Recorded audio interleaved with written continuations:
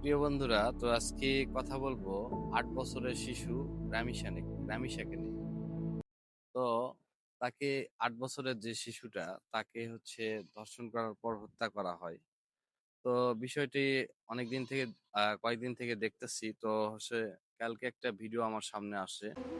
ও আমার একটা হৃৎপিণ্ড, সেটাই আল্লাহ নিয়ে গেছে। আলহামদুলিল্লাহ, শুক্রিয়া, আল্লাহ দিছে, আল্লাহ নিয়ে গেছে। আমার কোনো কষ্ট নেই।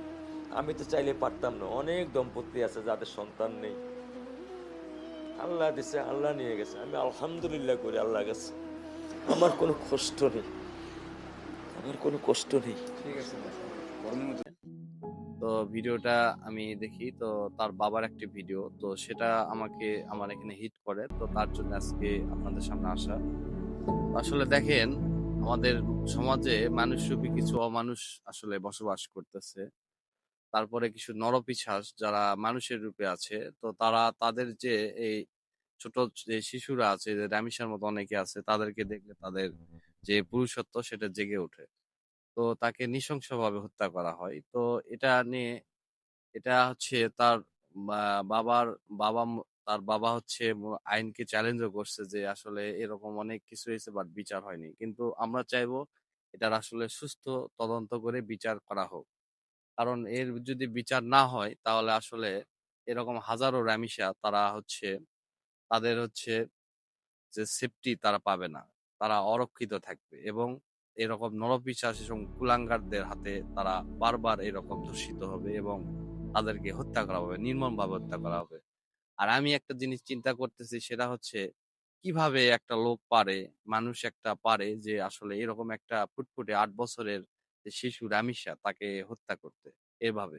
আসলে বিষয়টি খুবই দুঃখজনক। তো আর বিশেষ করে কালকে তার বাবার একটা ভিডিও আমি দেখলাম। তো সেটা দেখে আরো বিষয়টা খুব আমাকে হিট করে যে আসলে এরকম ভাবে একটা বাবা তার মেয়েকে খুব ভালোবাসতো, কিন্তু একটা নরপিশাচ বা কুলাঙ্গারের জন্য তার হচ্ছে সন্তানটা অকালেই চলে গেছে এবং তাকে নৃশংসভাবে হত্যা করা হয়। তো এই ভিডিওটা যদি ঊর্ধ্বতন কোনো প্রশাসনের কাছে যায়, তাহলে অবশ্যই আমি বলবো যে আপনারা এর বিচারটা সুষ্ঠুভাবে আসলে করবেন এবং খুব দ্রুততার সাথে এর বিচারটা করবেন। আর যদি এর বিচারটা না করতে পারেন তাহলে এরকম হাজারো রামিসা এবং আমাদের মা বোনরা দেশে আসলে অরক্ষিত থাকবে। আর গোটা জাতি এই বিষয়টাকে নিয়ে আসলে খুবই শোক কাজ করতেছে এবং সবাই একটা শোকের মধ্যে দিয়ে যাচ্ছে। গোটা বাংলাদেশ এবং গোটা জাতি আসলে এরকম একটা ছোট্ট ৮ বছরের মেয়ে, তাকে এইভাবে নৃশংসভাবে গলা কেটে এবং ধর্ষণ করে গলা কেটে একদম হত্যা করা হয়। খুবই একটি দুঃখজনক ঘটনা।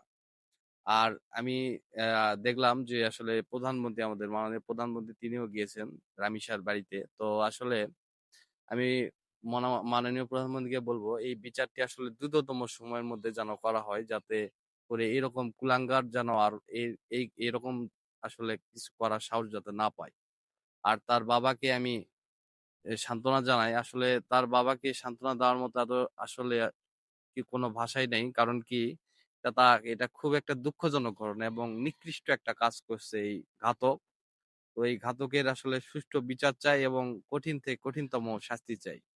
আর হচ্ছে লাস্টে একটাই কথা বলবো, জাস্টিস ফর রামিসা। এবং হচ্ছে ভিডিওটি বলবো না যে লাইক ফলো দেওয়ার জন্য, বলবো একটা শেয়ার দেওয়ার জন্য, যাতে সবার কাছে পৌঁছায় এবং এই কুলাঙ্গারের যাতে অতি দ্রুত বিচার করা হয়।